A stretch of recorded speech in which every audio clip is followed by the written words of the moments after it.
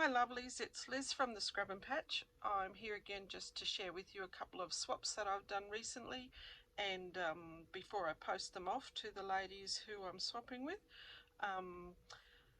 These two are for an Australian swap, and they are from YouTube video links, and the links will be down below. This one was from an Angela Kerr video, and this one was from a Kathleen Mower video, and as I said, the links will be down in the bottom. This one I used old scraps, and it was fun to use them up, but this one uses the new vintage tea collection by Couture Creations. So we visited the warehouse recently. Look at that glare, that's awful. I don't know how to fix that. Take it out of the packet perhaps. We visited the warehouse recently when we had to go and pick up one of our boys from the airport, and is that better? Not much better. It's really pretty. It's a really pretty range, and I have had a lot of let me see if I can zoom that out a little bit so you can see it. So there's only 8 different pattern pieces, but you get 3 of each in the paper pad, and I actually chose a 12 by 12 paper pad, which is quite unusual for me. I'm normally a 6 by 6 girl, but it was nice to do it. So I have used up some bits and pieces, and I also chose to purchase much to Robbie's, not discussed, but the little ephemera pack that comes with it, the die cut ephemera pack. So there's 82 pieces in there. But anyway, if you're interested in that, put a note down the bottom or send us an email, and we can get it organised, or your local stockist in Australia may have it. But if you're overseas, you can let us know, and we'll see what we can do about getting you some. But anyway, back to sharing these things. Let me see if I can bring that down and put it back in focus. Sorry about those who struggle like I do with moving screens, but there you go. This one first, and this was from just one envelope that Angela did, and it was really lovely. And this is an old Kaiser range. I really like this paper, and I said fabric because it has a velvet embossed piece on it, and it's really nice to touch. So it has a little pocket here, which I've put a tag into there. So it is just one envelope, as I said. It also has a little tag here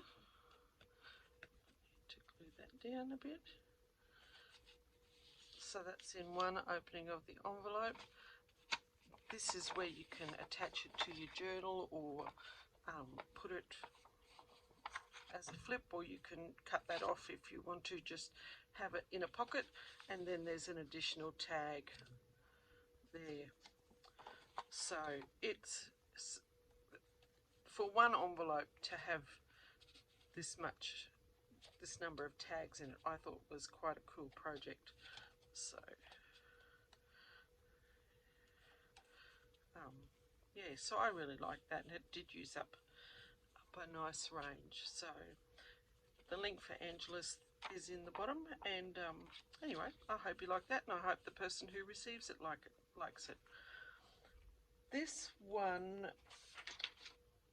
by Kathleen, I made a little error, so I've made some adjustments to it, but I really like it. So it's called a over the page pocket and journal card. I have the outside is exactly as she had it, so I've used, as I said, I've used the vintage tea collection, and so I've just done some punched pieces. It's that's actually not from the collection, that's from an old, maybe, I don't know. Anyway, it's very pretty, and I've stitched around it.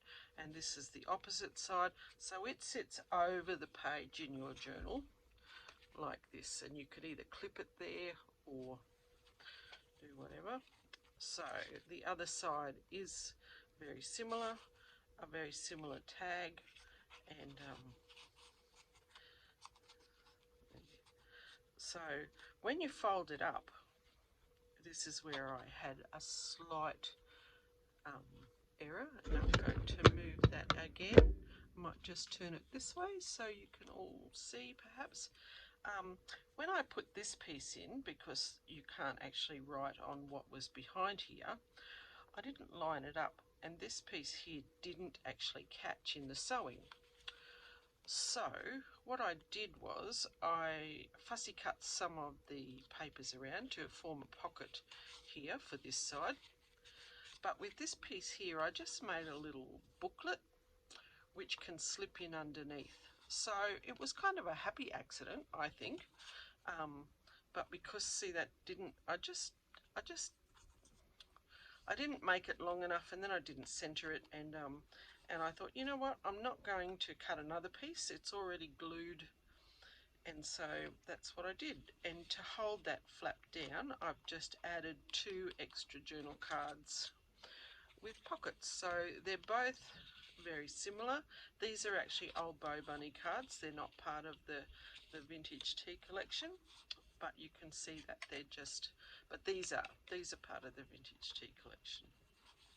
So my little mistake, I think, turned out quite okay. So, and I could tell you that I did it on purpose, but the reality is I didn't.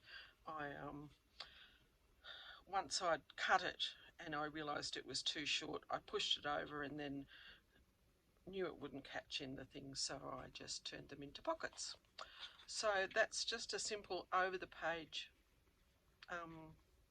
pocket, and I really did enjoy making it. I've had a lot of fun with the swaps, and I enjoy what I receive as well, which is really nice, and it's meant that my stash is growing quite well as far as made things are concerned, and my stash as far as product is decreasing a little. But anyway, so I hope you liked those, and as I said, the links for those are in the bottom, and I will put a link to email Rob if you want to get some information on the vintage tea collection. But anyway, I hope you enjoyed that, and I'll catch up with you soon. Thanks, lovelies. Bye.